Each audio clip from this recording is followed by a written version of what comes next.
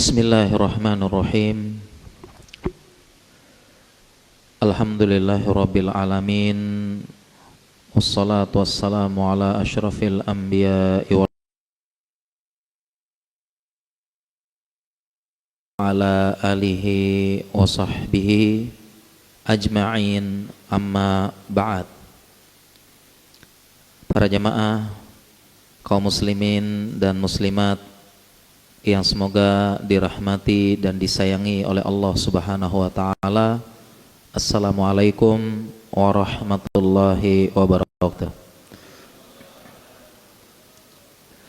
Alhamdulillah, segala puja dan puji kepada Allah. Salawat dan salam kepada suri teladan kita Nabi Muhammad sallallahu alaihi wasallam. Para jamaah sekalian, tema kita di waktu duha yang penuh berkah ini mitos, hoax, ya, khurafat seputar kesehatan dan pengobatan. Tema ini kita angkat karena mitos seputar kesehatan cukup banyak menyebar. Kemudian hoax atau berita palsu yang menyebar.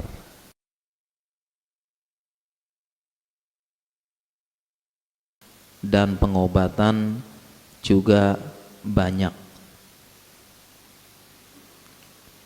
Dan kita bahas dalam kajian dan di masjid ini karena ada juga mitos, hoax, informasi yang tidak benar, kemudian membawa-bawa agama.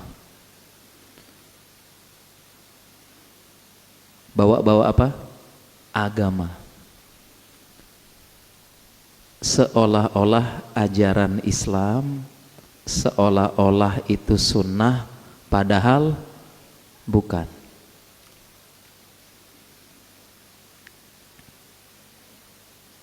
Di zaman internet, sosial media,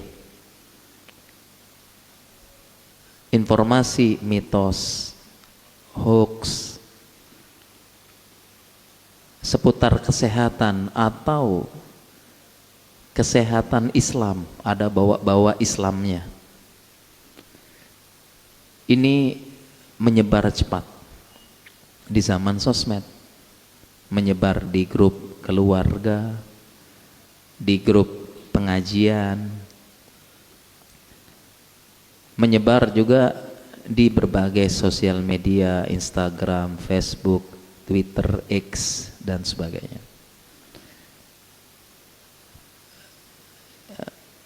Yang sebagian kita kalau tidak punya basic di bidang tersebut, kita bisa percaya, langsung menerima. Kalau kita tidak punya basic seputar ilmu tersebut, langsung percaya atau langsung ditelan mentah-mentah. Demikian juga hoax seputar kesehatan Islam, cara hidup sehat ala Islam, cara hidup sehat sesuai sunnah, sudah tidak sesuai sunnah, kemudian tidak sehat lagi, tidak benar. Karena ada pengobatan mengatasnamakan Islam, pengobatan mengatasnamakan sunnah, tapi bukan ajaran Islam, bukan ajaran sunnah. Kesehatan Islam bukan. Ada juga diet, tahu diet ya, supaya kurus. Diet sesuai Islam, diet sesuai sunnah, padahal bukan sesuai sunnah dan bukan juga sesuai Islam.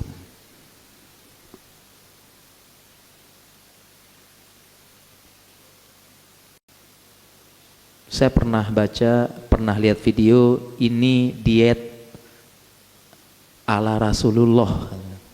Tapi pas nonton ada rimpang, jahe, temulawak. Nabi aja nggak tahu ini. Tapi kenapa dibilang diet Islami, pengobatan Islami? Demikian juga dengan tips sehat ala Islam. Banyak menyebar, mengatasnamakan Islam dan sunnah. Jangan makan makanan darat, jangan makan hewan darat dan hewan laut bersamaan. Dikira ajaran Islam, nggak ada itu. Jangan mencampur ikan dengan susu, jangan mencampur ini ajaran Islam, diet. Tidak ada Islam mengajar seperti itu. Jadi kita perlu kembali kepada dalilnya ketika orang mengklaim pengobatan sunnah, cara hidup Rasulullah, padahal Nabi tidak mengajarkan demikian. Jadi ini yang perlu kita luruskan terkait dengan mitos, hoax, dan khurafat seputar kesehatan dan pengobatan. Dan salah satu bidang yang paling banyak hoax dan mitosnya kesehatan, paling banyak. Makanya kita diperintahkan bertanya kepada ahlinya, fas'alu ahla dzikri in kuntum la ta'lamun, dan menyerahkan kepada ahlinya. Innallaha ya'murukum an tu'adul amanati ila ahliha.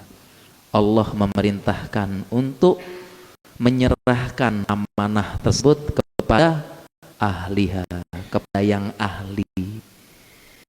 Sehingga tips sederhana ketika kita mendapatkan broadcast, mendapatkan tulisan, mendapatkan video yang sekiranya kita ragu-ragu, kita merasa kok kurang gitu ya, maka kita tanyakan kepada ahlinya benar apa tidak. Jangan langsung ikut menyebarkan, karena cukup banyak mitos seputar kesehatan aja atau bawa-bawa Islam.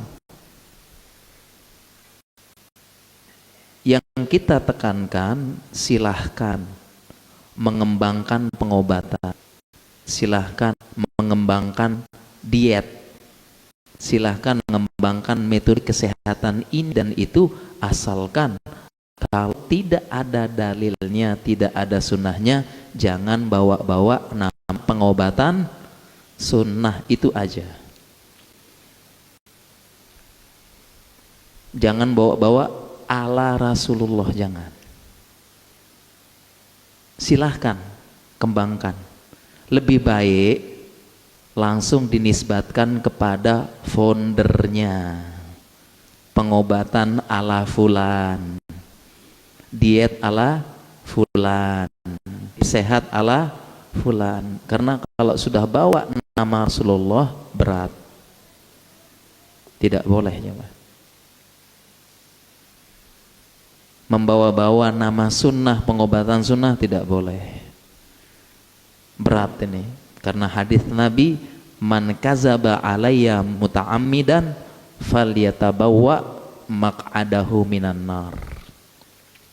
Barang siapa berdusta atas namaku, bilang ini pengobatan sunnah, bilang ini ala Rasulullah, padahal bukan, gak ada hadisnya, dalilnya, maudhu pun gak ada, maka persiapkan tempatnya di neraka. Gak boleh jemaah. Dan sudah selayaknya kita muslim punya giroh, rasa cemburu. Kok kamu bawa-bawa nama Islam padahal bukan. Ini perlu kita luruskan.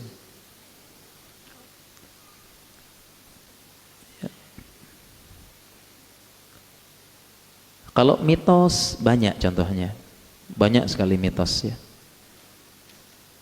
Mitos kesehatan, nanti kita tanya jawab aja ya. Saking banyaknya saya ingetnya jadi mana yang pengen disebut ya. Mitos kesehatan banyak, mitos diet banyak, mitos kesehatan misalnya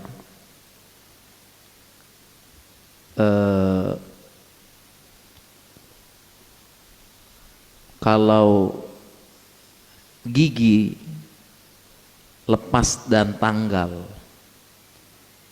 giginya yang lepas gigi bawah diapain jemaah? Diapain? Lempar ke atas. Kalau gigi atas lepas diapain? Iya, ditanam. Ini jelas mitos kesehatan. Karena kalau tidak begitu katanya giginya tidak mitos. Ini nggak boleh muslim. Contoh mitos juga atau bahkan hoax, berita tidak benar seputar diet misalnya ya. Makan malam bikin gemuk, tidak benar, nggak benar. Contoh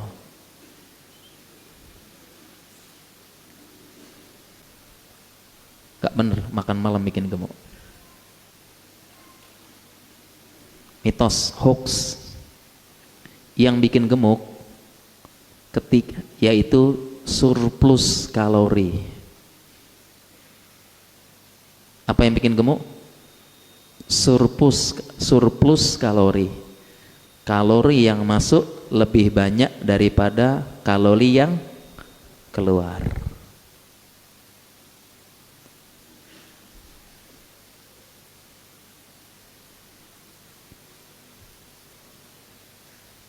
Kenapa banyak yang bilang makan malam bikin gemuk? Karena makannya sehari jadi 4 kali. Ya gemuk lah. Tapi itu mitos, karena ada yang kelaparan, kemudian dapat informasi makan malam bikin gemuk, rela tidur dalam keadaan lapar, keringat dingin. Nah ini bikin sakit, mitos.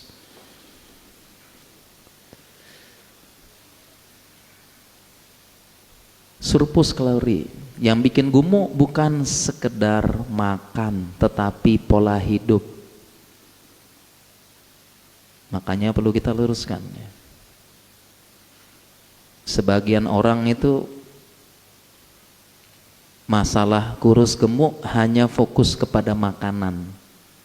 Padahal yang menentukan juga tidak kalah pentingnya olahraga, pola gerak, pola tidur, dan pola pikir. Makanya para jamaah, kalau kita lihat tukang sedang kerja, tukang nasinya menggunung, ya enggak?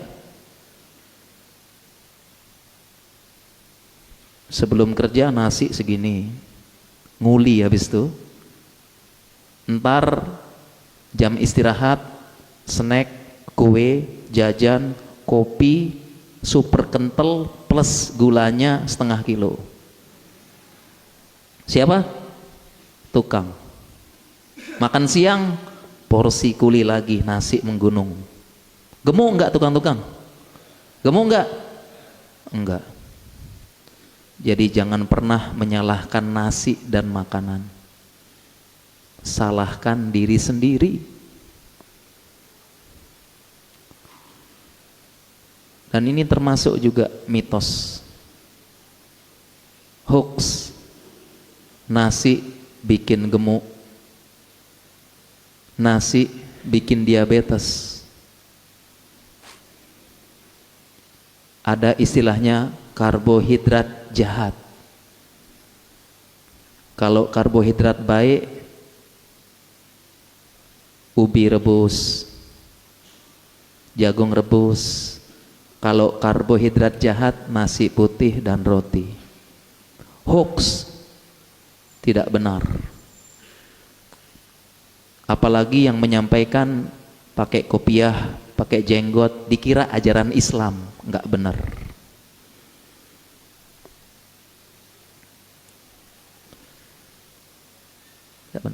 Itu tidak benar. Yang bikin sakit bukan makanan, pola hidup. Nggak pernah olahraga, sering begadang, banyak pikiran, sakit disalahin nasi, gara-gara nasi diabetes.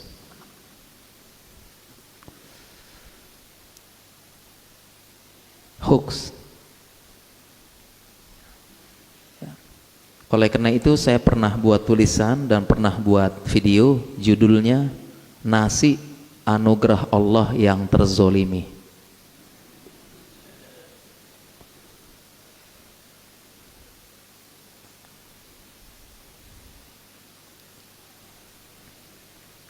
Banyak disalahin, kasihan. Jangan pernah salahkan makanan. Pola hidup. Nggak pernah puasa, salahin nasi.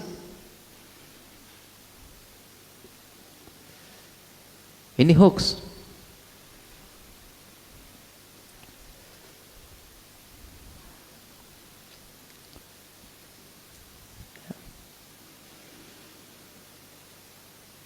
Apalagi bawa-bawa agama.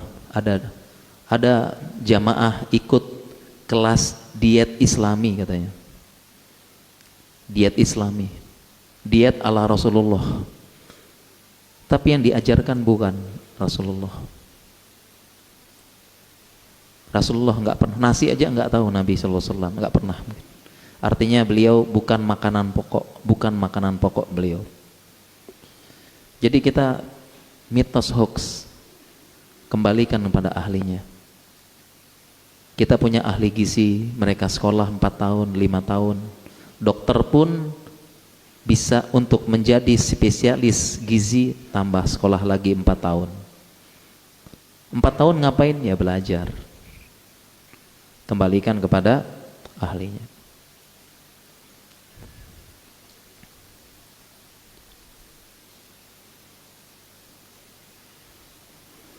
Demikian juga pengobatan sunnah, pengobatan ini banyak.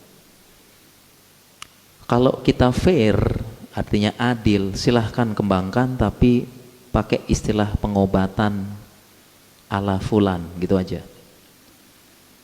Jangan pakai pengobatan sunnah. Ada metode melahirkan, silahkan metode melahirkan ala fulan. Jangan nanti metode melahirkan ala Fatimah, ala Maryam. Langsung aja ala fulanah kepada pemiliknya. Jadi banyak beberapa ikhwan, akhwat ikut metode pengobatan. Disangka sunnah padahal bukan. Bukan sunnah, nggak ada ajarannya. Dan ini sangat banyak ya kalau kita bahas, nanti kita bisa tanya jawab nanti. Banyak kalau kita sebutkan mitos hoax seputar kesehatan atau kesehatan Islam.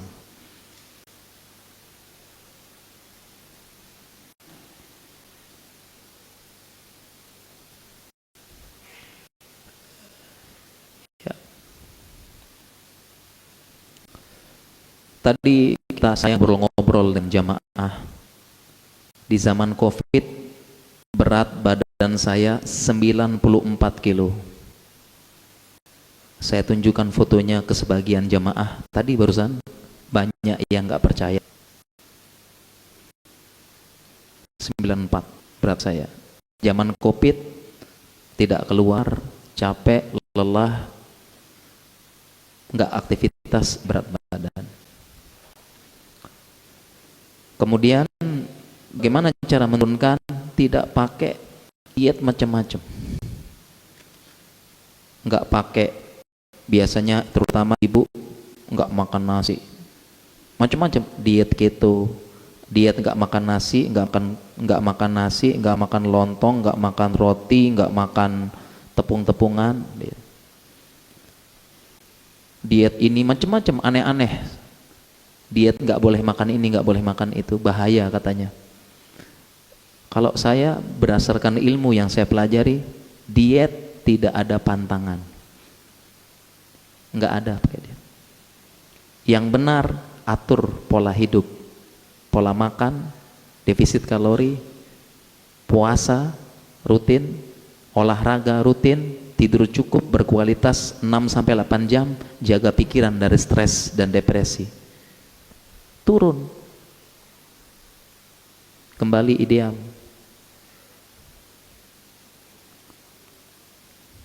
Gak pakai macam-macam.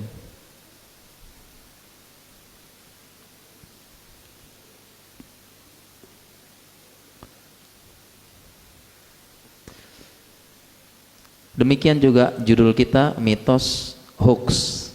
Satu lagi, khurafat.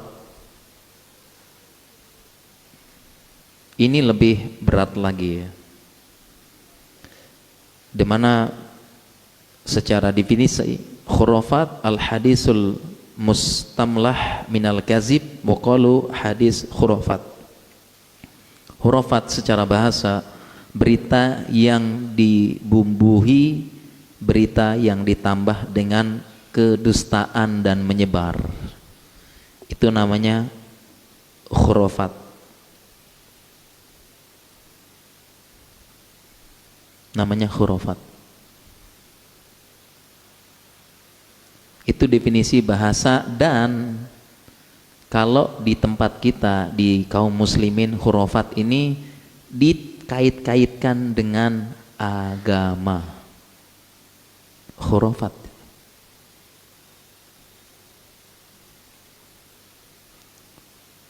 Ini perlu kita luruskan.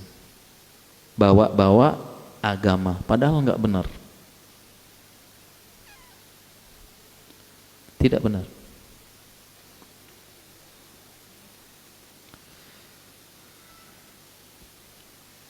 Dan kaum muslimin harus cerdas.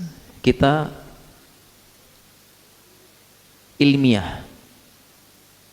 Kalau memang ada dasar teorinya, atau kita bilang kalau kita dalam sains ada penelitiannya dan penelitiannya valid, karena ada penelitian yang valid dan tidak valid, kita terima. Terlebih lagi dalam ilmu kesehatan ada namanya pseudoscience. Pseudoscience, seolah-olah terlihat ilmiah padahal tidak. Itu namanya pseudoscience. Kelihatan ilmiah padahal tidak. Bagi orang awam, orang yang tidak punya basic dalam hal tersebut, ketika mendapatkan penjelasan, membaca, dianggap ilmiah. Tapi bagi orang yang punya basic, ini mempermainkan kata-kata, tidak ada ilmiah sama sekali. Namanya apa? Pseudoscience.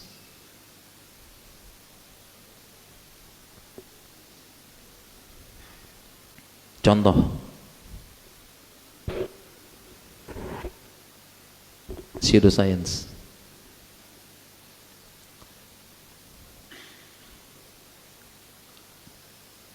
Contoh yang ditambah-tambah dengan ajaran Islam.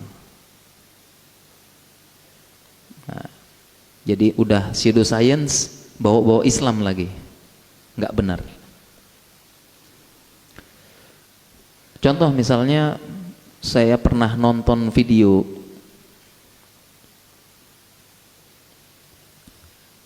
dia menerjemahkan 7 lapis langit dengan 7 lapis atmosfer.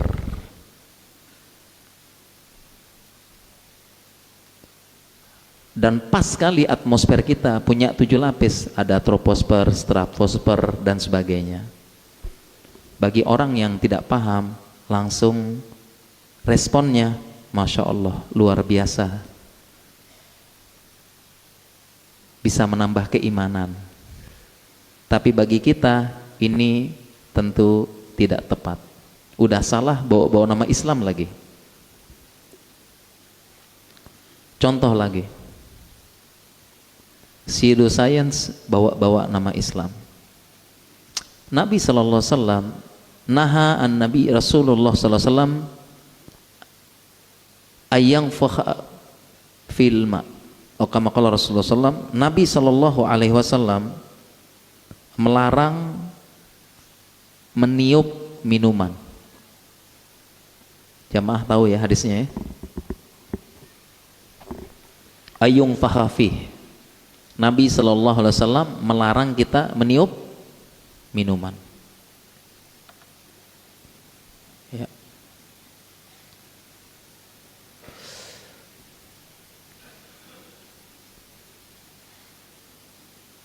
Dan ini insya Allah sudah hafal semuanya, udah tahu ma'ruf hadis ini. Ya. Ketika kita dilarang meniup minuman, kemudian ada penjelasan menggunakan sains ceritanya. Saya baca tulisannya. Ya. Jadi Nabi SAW, anan Nabiya SAW naha ayatana fasa fil ina au yungfakha fih. Nabi SAW melarang bernapas di gelas dan meniupnya. Kemudian ada orang berusaha menjelaskan pakai sains katanya.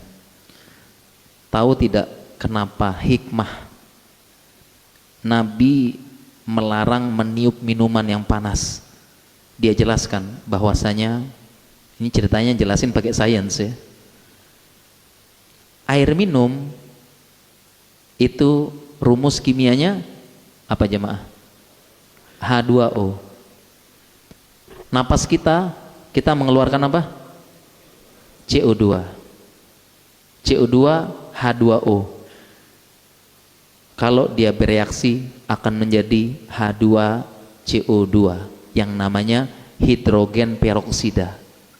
Dan ini bahaya.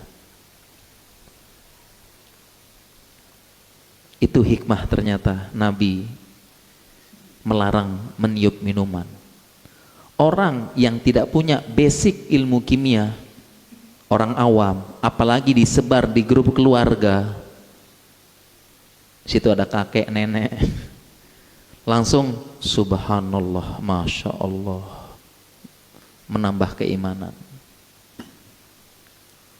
Tapi yang paham ilmu kimia ini bisa geleng-geleng. Kenapa kira-kira jamaah? Tidak semudah itu terjadi reaksi hanya sekedar meniup. Ini kan cok kali cok dikali-kali cocok gitu ya. Nggak boleh.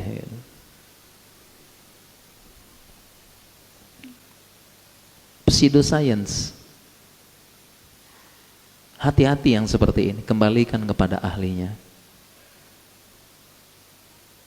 Terlihat seolah-olah ilmiah padahal tidak, dan itulah yang menyebar ilmu kesehatan, ilmu teknik, dan yang paling banyak kesehatan. Hati-hati. Terkait dengan diet, ada diet macam-macam, diet ini, diet itu, diet ini, subhanallah, korbannya banyak. Diet ini, diet ini, diet itu, korbannya banyak, karena nggak semua orang cocok dengan berbagai macam diet tersebut. Ada yang kurus, ada yang kurang gizi, ada yang kulitnya terkelupas, ada yang rambutnya rontok. Coba diet macam-macam, kan bahaya.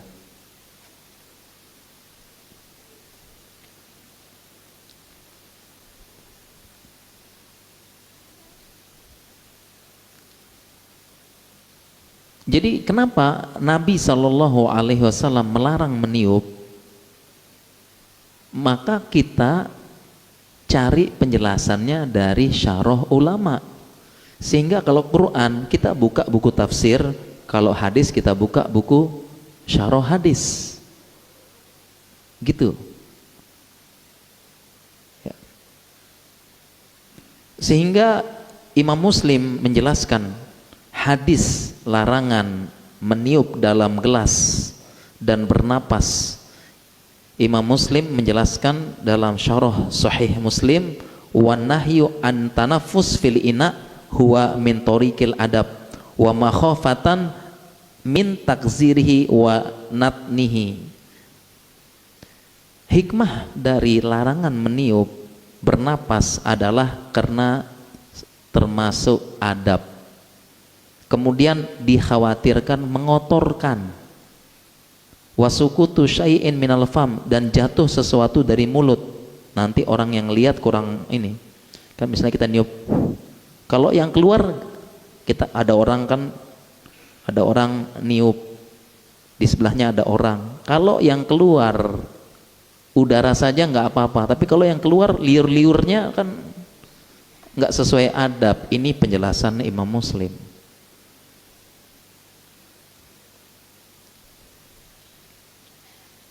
Maka tidak boleh.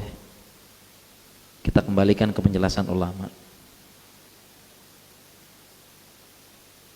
Ya. Tidak boleh jemaah. Kembalikan kepada ahlinya.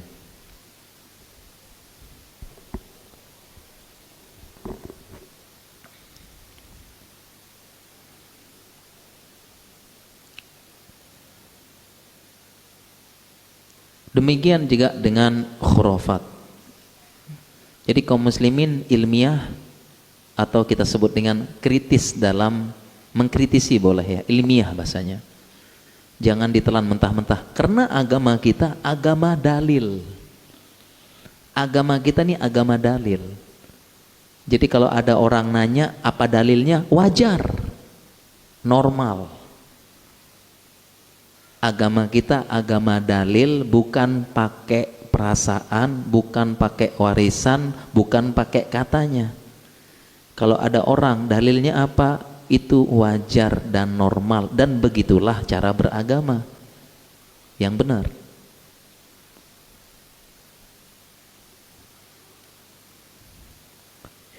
Dalam ilmu dunia saja kita pun demikian. Mana teorinya? Kalau kita dalam ilmu sains, mana penelitiannya? Mana basic teorinya? Kan begitu, ini wajar.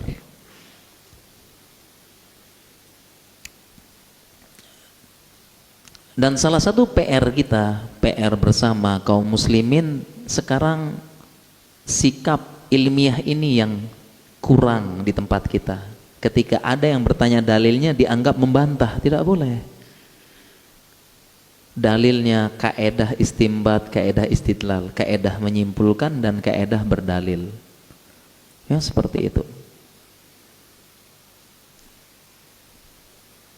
Karena hilangnya sifat ilmiah di antara kaum muslimin, menyebarlah berbagai macam mitos, hoax, khurafat. Kalau seputar kesehatan saja masih mending karena urusan dunia, tapi ini bawa-bawa agama, dianggap ajaran agama. Ini yang tidak boleh.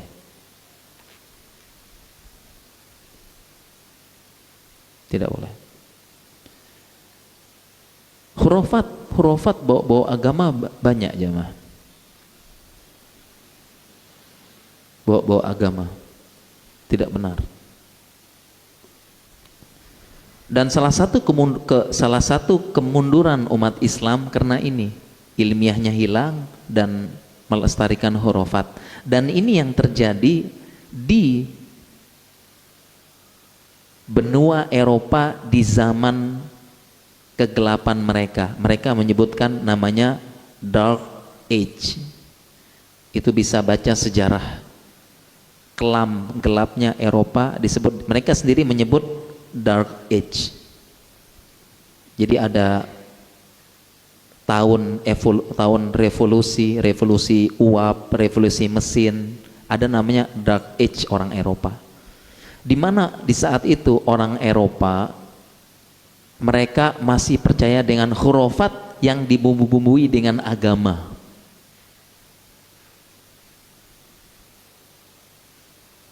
Sehingga mereka saat itu sadar, kalau kayak begini terus kita nggak maju, mending kita pisahkan agama sama pemerintahan. Agama ya agama, pemerintahan ya pemerintahan. Jangan kait-kaitan. Akhirnya itulah menjadi liberal. Itu Dark Age mereka. Salah satu dampak dari Dark Age-nya orang Eropa, ini bisa dibaca di jurnal ada, di berita ada, yaitu terjadi wabah terbesar sepanjang sejarah.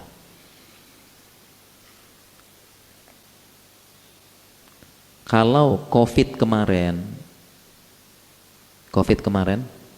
masih ingat jemaah? Jumlah korban jiwa belum ada apa-apa dibandingkan dengan wabah terbesar dalam sejarah peradaban manusia terjadi di Eropa. Nama wabahnya adalah wabah Black Death dengan korban 25 juta jiwa. Beritanya ada, jurnalnya ada, kalau mau searching sekarang, googling sekarang, ada.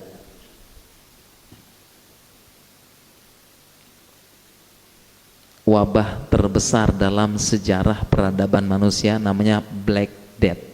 Tahu sebabnya apa jemaah? Sebab Black Death ini khurafat, bawa-bawa agama.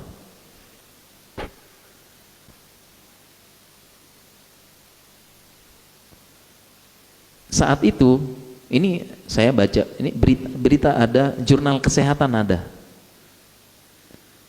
Ketika itu pihak gereja, karena saat itu Eropa kan dikuasai oleh Vatikan,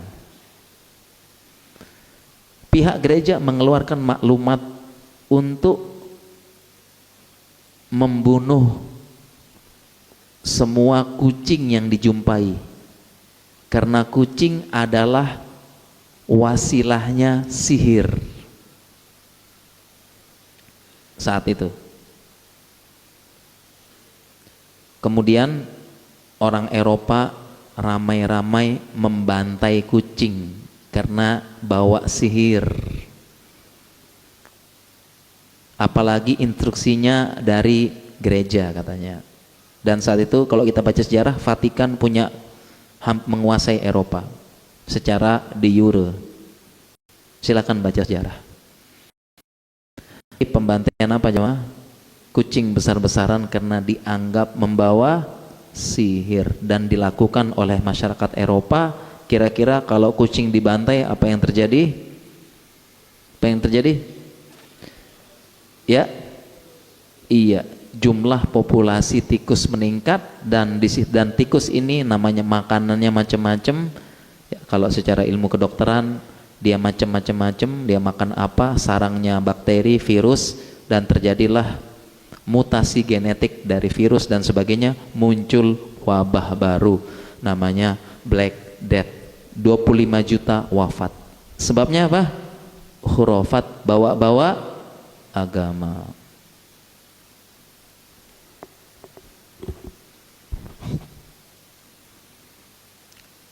Akhirnya Eropa meninggalkan. Agama udah diurus gereja. Sains, pemerintahan apa? Udah ini urusan dunia, liberal. Sampai sekarang Eropa gitu. Mereka menyebutkan titik majunya. Kaum muslimin sekarang saat ini di Indonesia sedang mengalami dark age sebagaimana yang dialami Eropa di abad 16 kemarin, 17. Kaum muslimin sekarang banyak khurafat, bawa-bawa agama. Tentunya tidak benar, merugikan, menghabiskan waktu, tapi diyakini itu ajaran agama. Makanya kalau kita baca berita di Eropa, di Barat, di mana anak usia 12 tahun menemukan sebuah penemuan baru, menemukan misalnya cara apa gitu ya, menemukan penemuan fisika baru, anak 12 tahun masuk berita. Tapi di Indonesia keluar berita anak 12 tahun menemukan tuyul dalam botol. Beritanya gitu.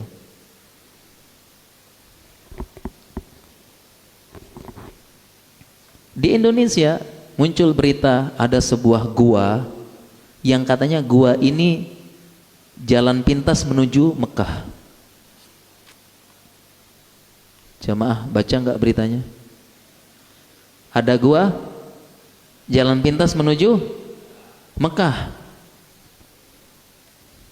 Baca beritanya jamaah. Baca beritanya. Rame nggak yang datang? pengen umroh soalnya. Iya, pengen umroh lewat Goa, cepet kan, daripada pakai travel mahal, lama, mending kan lewat Goa sampai. Itu siapa? Kaum muslimin semuanya. Cepet kalau gitu-gitu ya, khurafat, bawa-bawa Islam, cepet.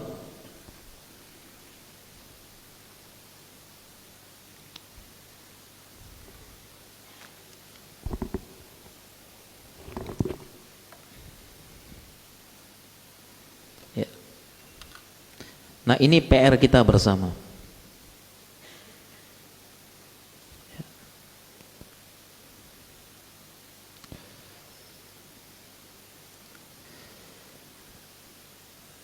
Sehingga kaum muslimin kita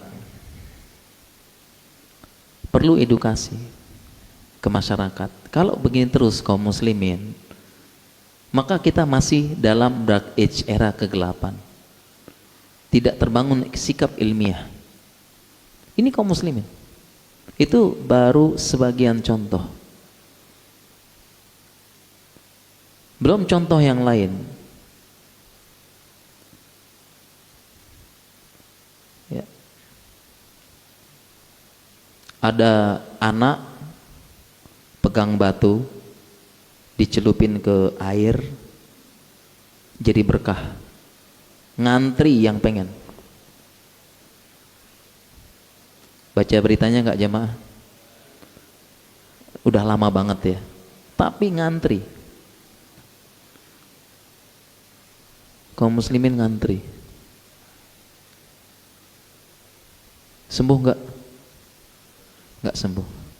Sampai-sampai ada beritanya batunya itu pernah kecelup di tempat apa gitu ya, tempat cucian atau apa, akhirnya saluran tempat got, tempat air cucian ngalir itu diambil.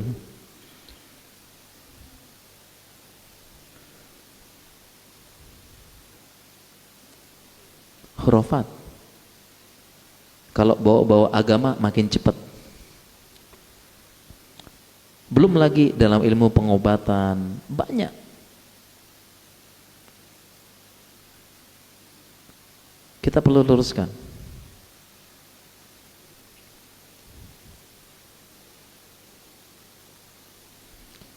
Ya. Makanya kita diberikan pikiran supaya kita pakai. Makanya dalam Al-Quran pun, jadi Islam tengah-tengah. Islam mengakui ada wahyu, ada perkara goib, di mana perkara goib otak tidak bisa mencerna. Ilmu apa, dunia malaikat itu otak tidak bisa mencerna dan tidak bisa dibuktikan secara sains. Itu dunia malaikat. Tapi kita beriman. Islam tengah-tengah. Ya. Manusia punya akal tapi terbatas, dan itu hikmahnya menunjukkan manusia itu terbatas. Jangan mendewakan akal, logika. Kemudian Islam juga mengakui adanya akal. Makanya Allah berfirman, afala taqilun, kenapa kalian tidak memikirkan? Afala yatadabbarun, kenapa kalian tidak bertadabbur?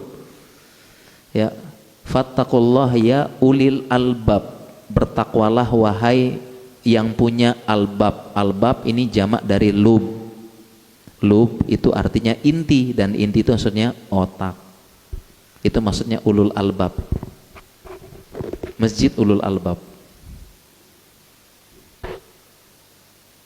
Pakai otak, pakai akal. Ilmiah. Kenapa bisa begitu? Memang ada dalilnya, memang ada penjelasannya secara ilmiah. Kan begitu. Jangan asal terima.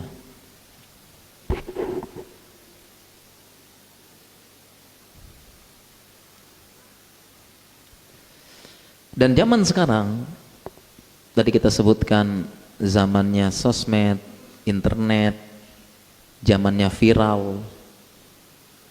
Dan inilah yang disampaikan oleh Nabi SAW. Beliau bersabda, yakzibu bil kasbih bil ya, jadi yakzibu bil kathbah tuhmalu anhu hatta tablugul afaq. Jadi Nabi pernah menyebutkan hadis ini riwayat Bukhari sahih. Apa kata beliau? Nanti ada seseorang yakzibu bil kasbah, ada orang nanti dia berdusta dengan satu dusta. Wa tuhmalu anhu hatta tablugul afaq. Kemudian berita ini dibawa sampai mencapai afaq. Afaq jamak dari ufuk. Ufuk itu ya ufuk barat, ufuk timur, ufuk selatan. Artinya nanti ada orang dia berdusta dengan satu dusta tapi menyebar seluruh alam. Sahabat saat itu, ini gimana caranya ya? Kalau dustanya satu Mekah nggak apa-apa, dustanya Jazirah Arab bisa kesebar. Tapi kalau dustanya sampai afaq, ufuk barat, ufuk timur, ufuk selatan, seluruh dunia, gimana caranya? Sekarang terbukti.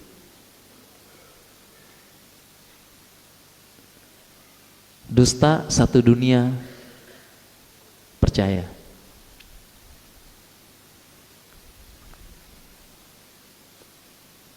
Satu dunia percaya. Zamannya kita hati-hati.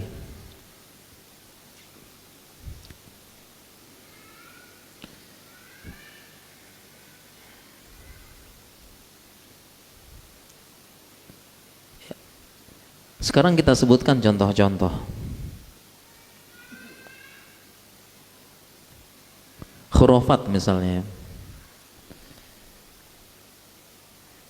Dalam ilmu medis banyak nih ya. Saya sebutkan yang saya ingat.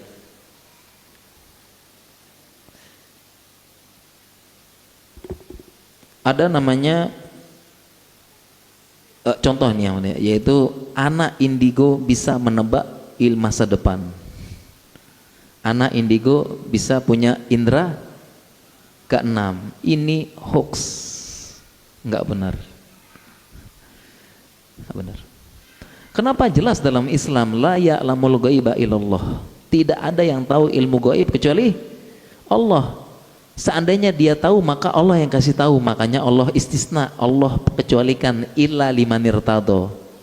Kecuali yang Allah ridhoi, tapi itu pun Allah kasih tahu. Jadi muslim jangan dong percaya anak indigo punya indera keenam, paham hal gaib, bisa menebak bisa menebak di mana barang yang hilang. Jangan dong kaum muslimin percaya. Dan dalam ilmu kesehatan ini pseudoscience, nggak benar dalam ilmu kesehatan. Sudah salah kesehatan, ilmu agamanya juga salah, nggak benar. Yang benar anak indigo tuh kelainan saraf sejak lahir gitu aja udah. Jangan ditambah-tambah. Anak indigo lagi menerawang, lihat-lihat, wah ini kayaknya lihat masa depan. Ya dia lagi sakit itu, lihat depan gitu, bengong, kelainan saraf. Bukan digituin, justru disembuhkan. Apa kita sayang, kita baik-baik sama dia, karena dia termasuk orang yang berhak dikasih kasih sayang dan rahmat. Kan gitu.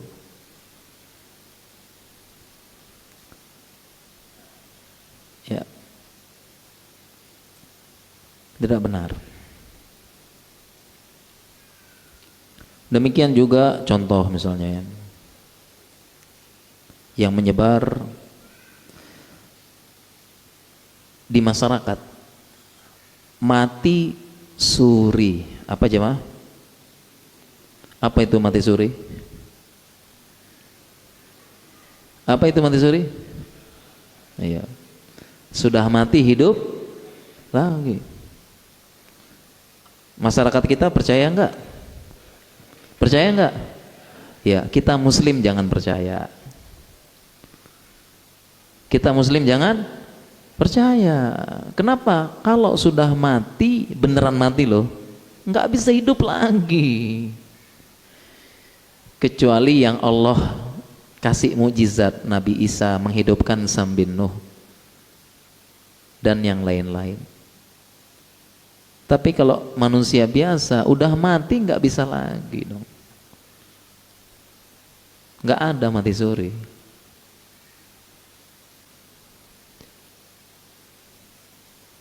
Dicabut nyawanya nggak ada cerita malaikat maut cabut nyawa, Afan salah cabut balikin lagi, nggak ada. Salah lihat catatan salah cabut balikin lagi, nggak ada. Maaf ya, nggak ada, mati ya sudah. Bahkan disebutkan semua orang yang mati di kuburan sekarang semua punya angan-angan yang sama. Disebutkan Allah dalam Al-Quran, Rabbirji'un la'ali a'malu sholihah fima tarok. Semua di kuburan sekarang angan-angannya sama, pengen hidup lagi. Dia berkata, Rabbirji'un, ya Allah kembalikan aku ke dunia, saya akan beramal soleh dulu apa yang aku tinggalkan. Bisa kembali enggak? Nggak bisa.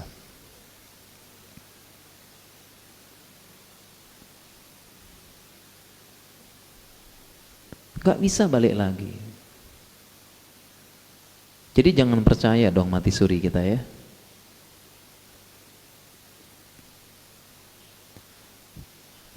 Itulah kenapa disebut dengan alam barzakh. Apa artinya alam barzakh jemaah? Kenapa disebut alam barzakh? Karena sesuai dengan arti barzakh. Apa artinya barzakh? Artinya barzakh? Soheh Pak, sekat. Barzakh artinya sekat, pemisah yang tidak bisa ditembus. Namanya alam barzakh, memisahkan alam kematian dan alam kehidupan. Dipisahkan oleh barzakh, sekat yang tidak bisa ditembus sama sekali. Barzakh artinya sekat. Ini ada dalam surat Ar-Rahman. Ya, marajal bahraini yaltaqiyan wa bainahuma apa jemaah? Wa bainahuma barzakhun la yabghiyan. Marajal bahrain, bertemu dua lautan tetapi tidak bersatu. Kenapa? Bainahuma barzakh, pemisah. Mukjizat dalam Al-Quran terbukti. Bahrain nama saya jemaah.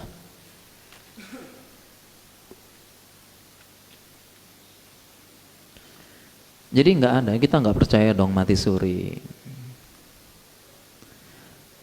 Dan ternyata dalam ilmu kedokteran ada penjelasan ilmiahnya. Dalam ilmu kedokteran mati suri disebut dengan near death experience. Artinya terjemah enaknya itu ya mati yang tertunda bahasanya. Mau mati tapi nggak jadi. Itu near death experience. Intinya dia belum mati tetapi hanya terjadi istirahat atau hibernasi dari beberapa organ tubuh. Jadi kalau orang awam dia kira mati karena denyut jantung nggak ada, ini nggak ada, apa nggak ada, dianggap mati. Tapi kalau kita dokter bisa kita bisa lihat refleks pupilnya, kita pakai stetoskop yang lebih ini kita tahu. Atau mau canggih lagi kita rekam EEG, rekam otaknya kita tahu masih hidup atau mati. Tapi bagi orang awam itu dianggap sudah mati, padahal belum mati. Namanya near death experience. Ada dalam ilmu kedokteran. Mungkin mati suri itu seperti ini, keluarganya menganggap udah mati, udah diumumkan di masjid innalillahi wa inna ilaihi raji'un, orangnya belum mati. Ya, udah nangis, udah apa, tiba-tiba bangun, ngapain kalian nangis semua gitu. Atau yang lebih mantep lagi, udah dibawa di keranda, tiba-tiba kerandanya turun, dibawa kemana gitu, bubar.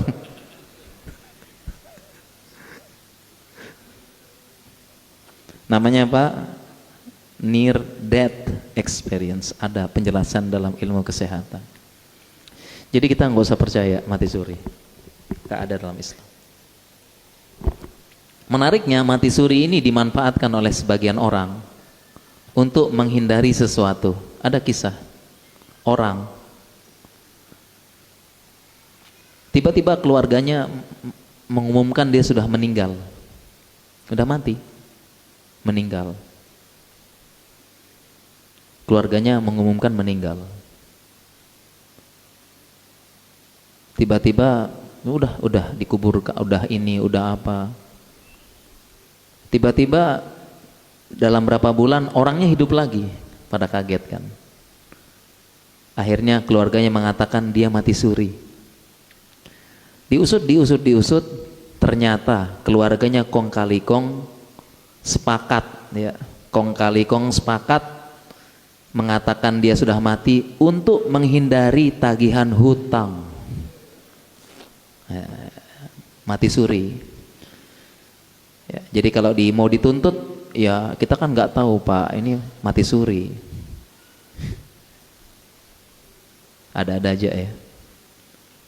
Makanya coba kalau ada berita mati suri, cek tagihan-tagihan dan cicilannya coba.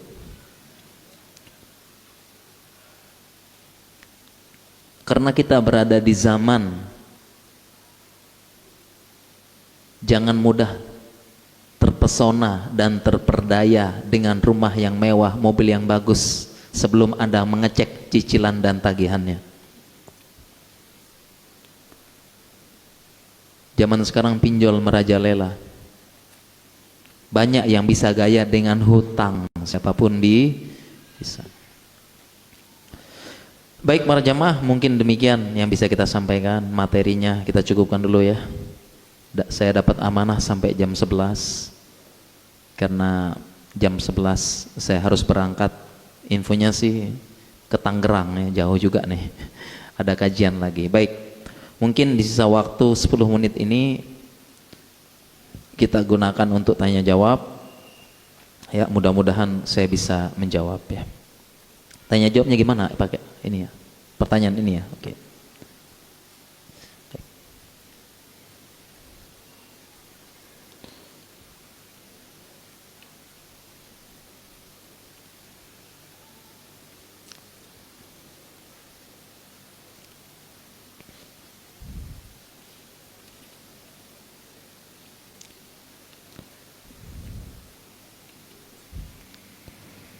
Ada pertanyaan. Hukum minum harus jeda 30 menit. Minum jeda 30 menit. Maksudnya gimana nih? Minum harus jeda 30 menit. Maksudnya gimana? Hah? Setiap? Maksudnya?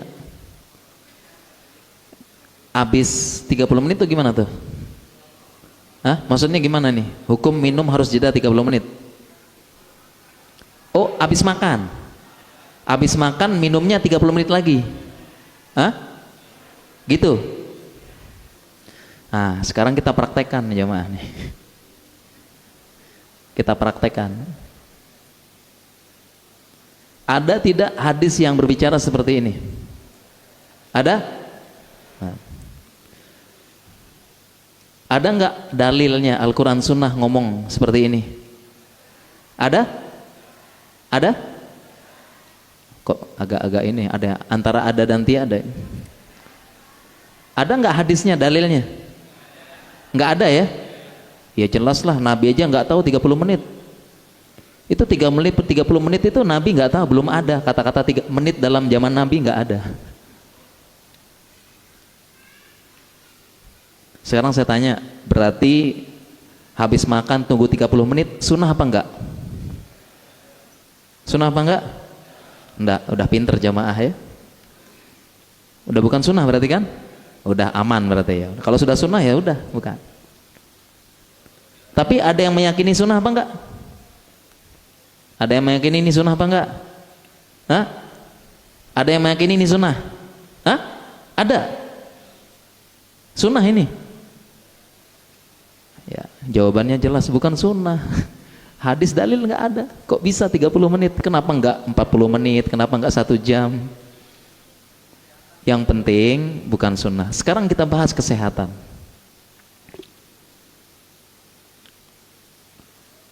Apakah bagus untuk pencernaan? Jawabannya tidak. Mungkin ini diambil dari perkataan ulama, la tosrobu asna al-aql, diambil dari ucapan Ibnul Qayyim maupun yang lain. Janganlah kalian minum di tengah makan. Tetapi ini kan dalilnya di tengah makan, bukan setelah makan. Kok bisa berdalil seperti ini? Kemudian yang kedua, setelah kita baca lagi kitab Tibun Nabawi, ada lanjutan penjelasannya, malam yakun adatan, selama itu bukan menjadi adat. Bacanya yang lengkap, karena saya punya tulisannya. Ini salah memahami. Memang Ibnu Qayyim mengatakan la toshrub ma asna al aql, jangan minum di tengah makan. Jadi Ibnu Qayyim bilang jangan minum tengah makan, bukan setelah makan, tunggu 30 menit. Dan juga zaman Ibnu Qayyim nggak ada 30 menit. Belum ada menit zaman Ibnu Qayyim. Kita kan ilmiah dan kritis. Jadi Ibnu Qayyim bilang, maksudnya beliau makan minum, nggak boleh, bukan setelahnya. Dan kita lihat penjelasan di kitab Tibun Nabawi, Ibnu Qayyim pendapat yang lain itu disebutkan malam yakun adatan, selama itu bukan adat. Jadi kalau kita udah biasa, maksudnya selama bukan adatnya dia. Tapi kalau adat kita habis makan minum terserah dong. Kalau memang adat kita habis makan langsung minum, ya udah. Kenapa enggak? Itu pertama, salah memahami ucapan Ibnul Qayyim dan tidak sesuai. Kemudian yang kedua, Allah sebutkan dalam Al-Quran, kulu washrobu, makan dan minum. Habis makan minum, wawunya wawu atof. Habis makan ya minum. Ya udah, habis makan ya minum.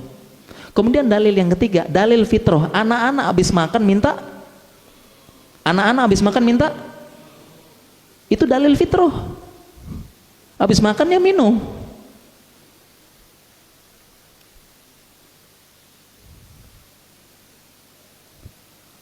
Pertanyaan selanjutnya, habis makan, keselak. Tunggu 30 menit.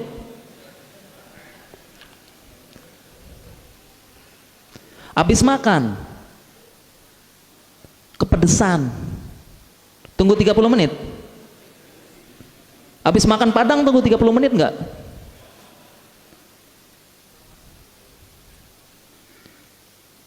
Kemudian katanya secara kesehatan tidak sehat karena dia akan mengganggu enzim pencernaan.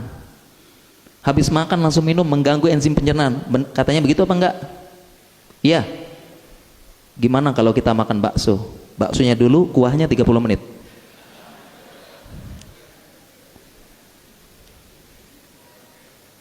Kuahnya air kan? Makan soto Betawi, itunya dulu, kuahnya 30 menit. Ilmiah dong jamaah.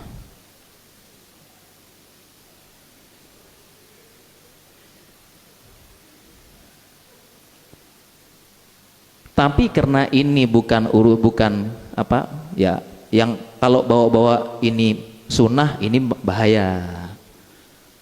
Kalau bawa-bawa ini sunnah, bahaya. Dan tidak semua ucapan Ibnul Qayyim itu sunnah, tidak semua. Kadang-kadang Ibnul Qayyim menukil, Ibnul Qayyim itu terkadang menukil pendapat tobib-tobib di zaman lampau. Ibnul Qayyim menukil tobib Yunani, Ibnul Qayyim menukil tobib Cina, Ibnul Qayyim menukil tobib Mesir. Jadi ucapan Ibnul Qayyim tidak semuanya sunnah dalam kitab Tibun Nabawi. Terkadang beliau sekedar menukilkan pengobatan-pengobatan yang ada di zaman beliau dan tidak semuanya Tibun Nabawi. Kritis dan ilmiah.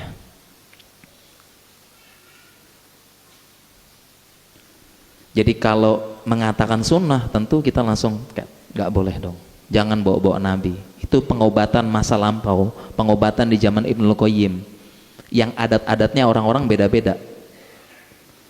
Kemudian kalau bilang masalah kesehatan, nah ini perkaranya ringan karena ini urusan dunia. Sehingga kalau ada yang meyakini Habis makan tunggu 30 menit, silahkan urusan dunia.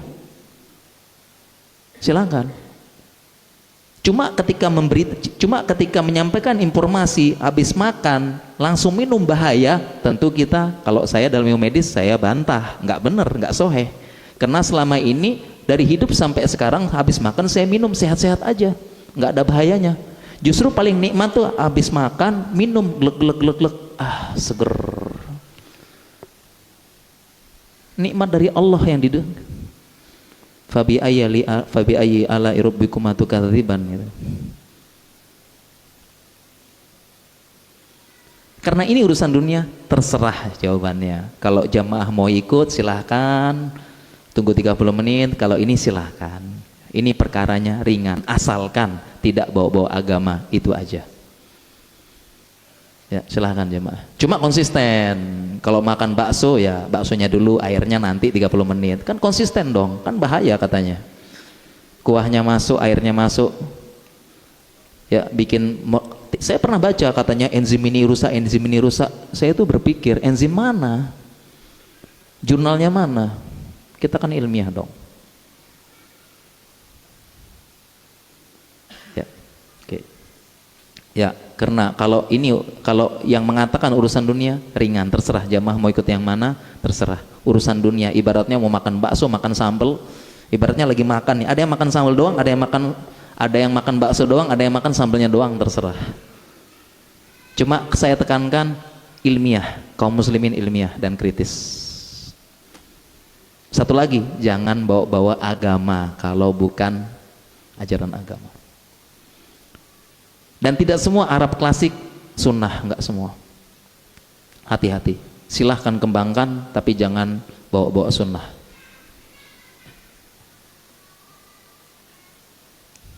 Loh kok udah jam 11 jamaah? Kita tutup berarti ya. Terakhir ya.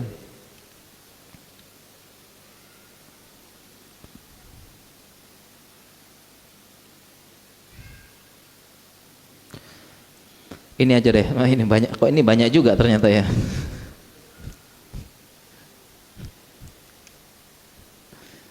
Banyak nih.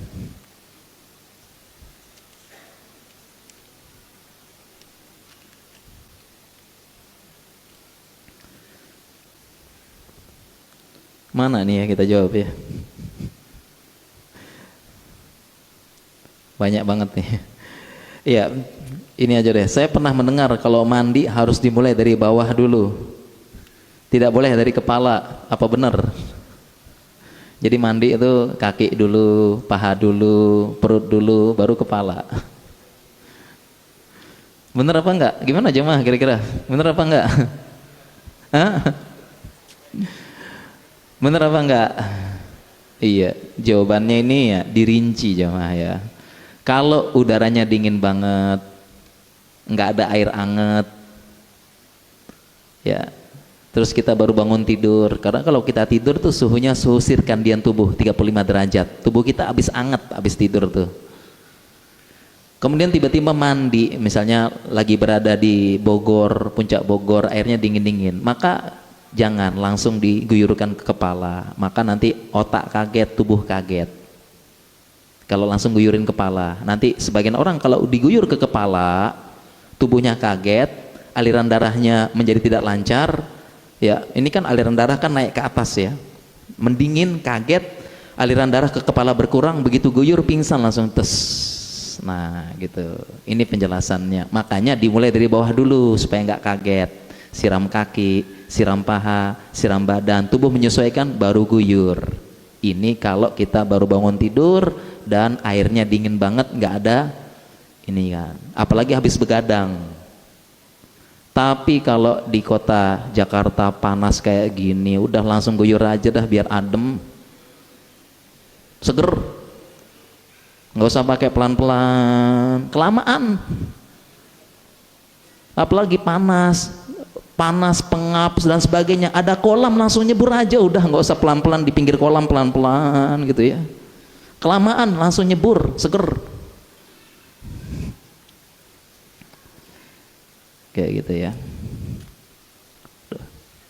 Kita tutup jemaah. Ya, saya dimarah sama harus cepat. Ya, kemudian pertanyaan terakhir terkait makanan, tepung-tepungan, mie, kue, batasan seperti apa? Saya pernah mendengar di sosmed salah seorang dokter terkenal ini dapat melengketkan usus. Jawabannya tidak benar. Ya. Kue mie itu bukan lem. Nggak benar melengketkan usus, tidak benar. Tidak semua dokter pun, ya ada juga yang belok-belok dikit gitu ya. Kalau kayak gini kita ilmiah nih. Emangnya mie sama kue itu lem gitu ya? Ususnya langsung lengket gini? Hah? Ususnya langsung begini lengket? Cuma kemasukan mie sama kue, lengket langsung? Enggak lah. Ini akal sehat aja langsung nggak bisa. Emangnya yang kita makan lem gitu ya? Lem kastrol, ya lem Korea, itu mah langsung lengket itu mah. Makan lem. Mie sama kue enggak. Itu makanan.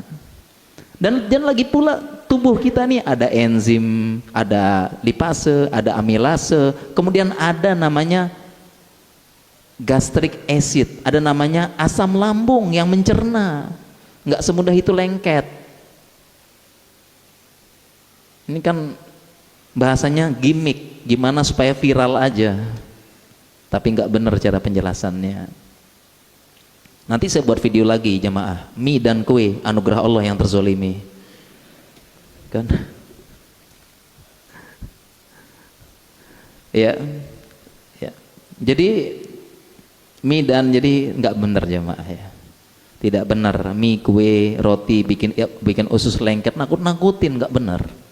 Yang benar adalah mie anugerah dari Allah, makanan. Yang penting jangan berlebihan. Mie instan maksimal 2 kali sepekan. Sekali sepekan nggak apa-apa. Bukan racun. Kalau saya sekeluarga hari Sabtu hari makan mie, nggak apa-apa. Sehat sampai sekarang. Saya periksa kemarin MCU sehat.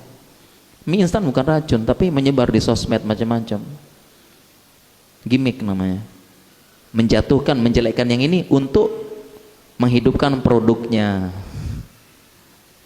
Kayak gitu. Jadi nggak benar ya. Emang jemaah ada yang percaya makan mie sama kue bikin lengket usus? Ada yang percaya nggak? Saya percaya, asalkan ditambah apa isinya tuh lem. Ada kue dimasukin lem gitu, itu bikin lengket usus gitu.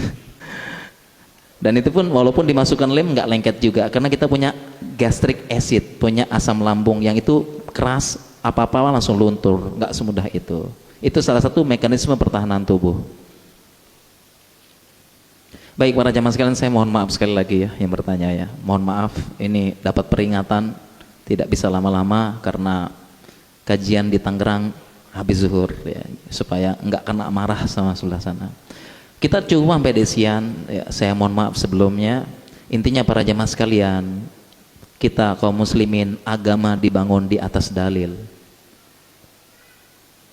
Ya, bukan perasaan, bukan sebagainya. Kedua, kita muslim ilmiah. Dalilnya apa? Kemudian selanjutnya kita muslim kembalikan kepada ahlinya. Jangan langsung percaya. Ya. Dan intinya adalah jangan, silahkan mengembangkan pengobatan, kesehatan, metode macam pun silahkan kembangkan, asalkan jangan bawa-bawa agama selama tidak ada dalilnya. Subhanakallahumma bihamdika asyhadu an la ilaha illa anta astaghfiruka wa atubu ilaik. Assalamualaikum warahmatullahi wabarakatuh.